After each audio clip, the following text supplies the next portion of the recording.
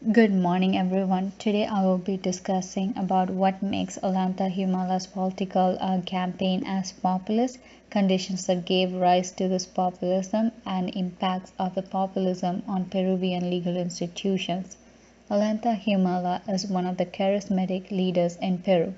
As mentioned in the chapter 8 of the populism in Peru, he won the first round of 2006 presidential election by 5 points against Alan Garcia. In 2011, he won the presidential election in Peru. Populism in Latin America is tend to be democratically elected. However, Ollanta Humala's ideologies were militaristic as he was from military background.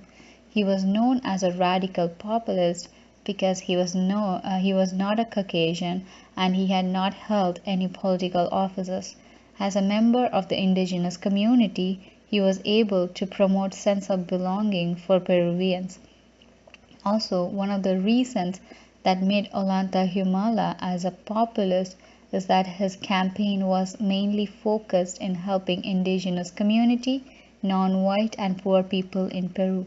In addition, he focused on the wealth and resources of Peru and its management to improve the economical status of Peru.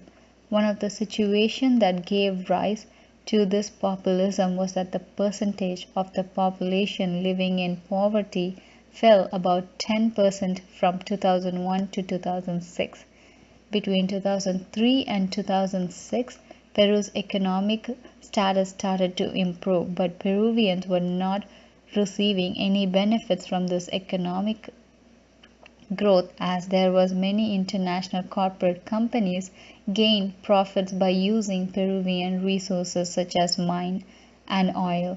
Ollanta Humala realized the fact that for Peruvians to gain benefits from the economical growth, the corporations must have to pay taxes to the government. He represented the middle and lower class people of Peru by promoting that oil, gas, electricity, and water should be nationalized and that foreign investments should be conditioned upon technology transfer, job creation, and community welfare.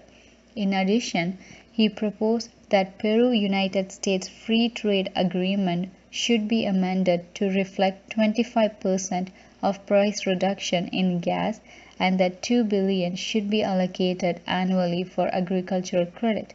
As described in chapter 8 of the populism in Peru, his proposal were to take the country on the path to industrialization with solid national industries in the country. One of the main impact of populist politics had on Peruvian legal institution is that there were changes made to law to fulfill the promises made during the election campaign. For example, Ollanta Humala signed the law of prior consultation that required corporate companies to negotiate agreements with indigenous communities before establishing mines or oil wells on their lands.